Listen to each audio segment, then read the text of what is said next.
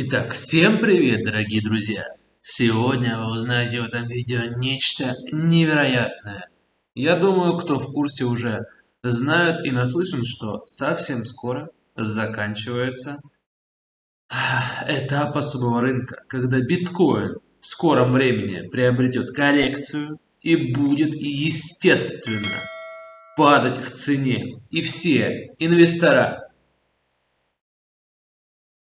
люди, которые владеющие огромнейшей долей биткоина, будут продавать его. И тем самым многие инвесторы перейдут в альткоин, в этот рынок. И тогда, дорогие друзья, осталось уже совсем немного, произойдет памп очень многих криптовалют. По неким моим ожиданиям, VeChain, XRP, Tron и Cardano будут иметь повышение в 200-300%. Вы думаете, что это просто детский сад? Я вам скажу, что однако это не так. Если вы хотите упустить этот самый момент, вы можете закрыть это видео и заниматься своими делами дальше. Однако я вам этого делать не советую. Лично я приобрел 5 криптовалют, которые сейчас находятся в топ-10. И уверен на 110%, что в скором времени будет огромнейшее повышение стоимости. Мои вложения в $1000 окупят мои ожидания. Я намерен выйти из рынка, когда уже закончится сезон альткоинов, не менее суммой в $3000. И будет самое великое спущение, когда криптовалюты будут продаваться, падать в цене. И этот срок может занять больше года. И когда вы нащупаете момент покупки, через определенное количество этого времени вы сможете покупать криптовалюту по очень низкой и выгодной для вас стоимости. Здесь и состоит стратегия, чтобы на конце медвежьего рынка приобрести криптовалюту, получить эти самые 200-300%, продать ее и переждать. Ни в коем случае на нисходящем тренде я вам не советую входить в рынок. Вы имеете все шансы слить свои заработанные деньги. Поэтому вам для размышления топ-10 криптовалют альткоинов, в том числе и эфириум, который легко, по моим ожиданиям, сможет вырасти до отметки в $6000 уже в этом году. Принимать решения исключительно вам. Ну а теперь пока. До скорых встреч, друзья. Only one man in a million really understands, and it's a tax on people that have had faith in their currency that the government's issued. It's interesting in the United States. The value of the dollar since I was born has declined by 94% to 6 cents. So inflation that they're relatively unfamiliar with or new, and it's just an interesting activity, being a financial regulator and sitting in your chair. So, I mean, when you think about the technology and the challenges that poses, how do you go about the business of identifying and keeping your eye out for the risks, again, not just in or associated with the product, but with the technology itself as it becomes either commoditized or infiltrates the traditional financial marketplace? Well, again, we're for innovation. So really in more mature areas like use of the cloud or artificial intelligence, there continues to be challenges of how regulators look at those things.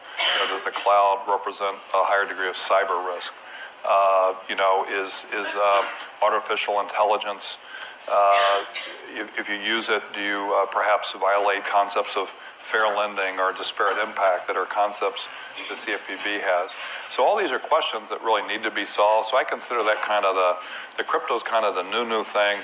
The core fintech are sort of established process that have gotten to some stage of maturity but still need increased level of maturity for regulation. So that's why in that report we kind of separated the two. One, we weren't finished with the digital asset work, so we weren't ready to publish on it. And two, those reports were Treasury recommendations. They weren't interagency, so we did sort of make an effort of triangulating with other regulators, but they were really our thoughts. We had the pen. So that's, so really the excluding digital assets from that report is just a matter of, if that report was a year from now, it would have been integrated.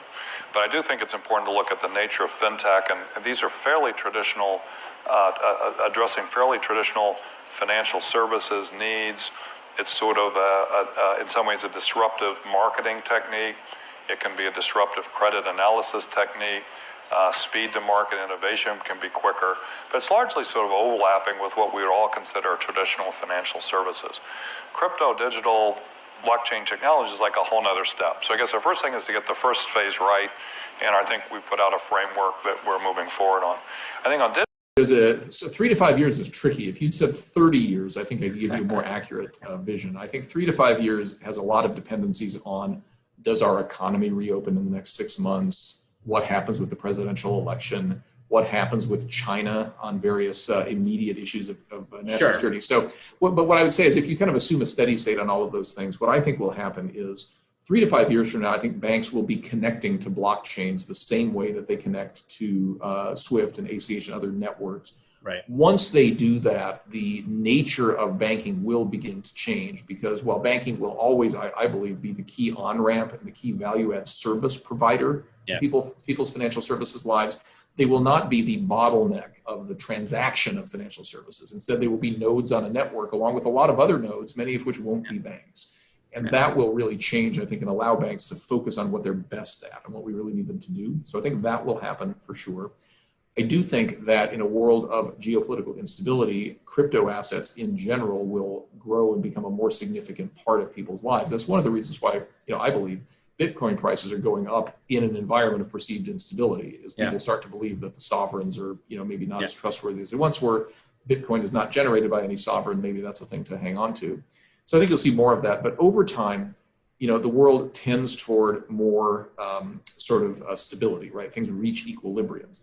And so since decentralized things are more stable than centralized things, I would predict that the movement that started 200 years ago with the first Bank of the United States, a movement toward more decentralization, will continue.